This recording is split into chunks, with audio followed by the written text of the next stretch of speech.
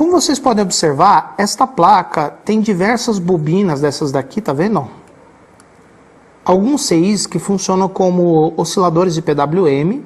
Para que esse circuito serve? Esses aqui são conversores DC-DC formados pelas bobinas, pelos diodos, transistor MOSFETs, que muitas vezes estão dentro de CIs. Aqui desse lado também tem. Para que servem esses conversores? Eles pegam a tensão da bateria ou da fonte, que é 3,7 volts, a fonte é 5 volts, mas a bateria é 3,7, e transformam em outros valores mais baixos para alimentar os CIs, e algumas tensões mais altas para alimentar o display LCD, que é um display de LEDs. Então ele necessita de algumas tensões mais altas para funcionar, mais altas do que 3 volts. Então vou mostrar para vocês agora, caso você pegue um tablet que não esteja ligando, ou a tela não está acendendo, ele liga, mas a tela não acende, como que você pode testar essas tensões? E aproveitando que nesse tablet tem uns pontos com tensão indicada. Aqui, por exemplo, nós temos uma tensão de 1,5 volt. Essa tensão de 1,5 volt nesse ponto aqui, ó, ela pode ser usada, por exemplo, para alimentar o processador, as memórias RAM, pode ser usado para alimentar a memória flash. Aqui eu tenho uma tensão de 5 volts, que pode ser, por exemplo, usada para alimentar o circuitinho do wireless. Tem em vários outros pontos dessa plaquinha, tem valor de tensão indicado. Aqui, por exemplo, eu tenho 12 volts, que é uma tensão um pouquinho mais alta para alimentar uma outra etapa. Então agora nós vamos testar algumas tensões desses pontos aqui do tablet, com ele funcionando. Então aqui eu tenho um ponto de 5 volts, ok. 1,5 volt, ok. Aqui eu tenho 12 volts, aliás, é 1,2, eu falei 12, mas é 1,2, ok também.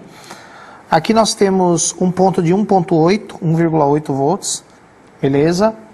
Aqui nós temos a tensão de 3,3 volts do LCD, nesse ponto, também. Aqui eu tenho um ponto marcado VGL e VGH, que são pontos que vão alimentar o display. Um é tensão negativa, menos 6 volts, e o outro é uma tensão positiva de 16 volts, tá vendo? Ó? É o ponto de mais alta tensão nessa placa, uma tensão VGL, uma tensão negativa de 6,6 volts, uma tensão VGH. Essas duas tensões vão para o display. Esse aqui é o ponto VGH de 16 volts, esse aqui é o ponto VGL, conforme eu falei para vocês. E mais para cá tem um outro, 3,3, que também é do display. Agora, em todos esses conversores que tem nessa placa, se não tiver ponto marcado com tensão, muitos tablets têm ponto marcado com tensão. Se não tiver, você pode medir a tensão direto nos catodos desses diodos aqui, ó. Normalmente, nos catodos deles que saem as tensões que vão alimentar as partes do circuito. Menos essa aqui, VGL, que é uma tensão negativa, ela deve sair de um anodo de um diodo. Mas nos outros saem todos dos catodos. No circuito eletrônico dos tablets é muito raro dar problema, porque são circuitos que têm um consumo muito menor, por exemplo, do que um notebook, de um netbook. Então, raramente, muito raramente, você vai pegar um tablet com defeito aqui na parte eletrônica.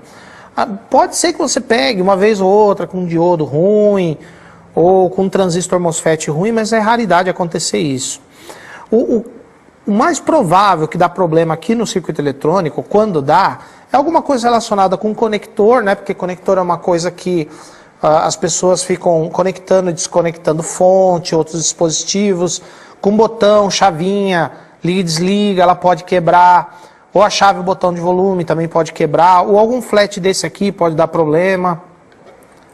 Principalmente esses daqui, o flat do display, ele pode ressecar, mas fora isso, vai ser muito raro você encontrar algum outro problema no circuito. É por isso que nesse curso nós não focamos muito no circuito eletrônico do tablet, porque é uma parte que raramente você vai pegar com defeito.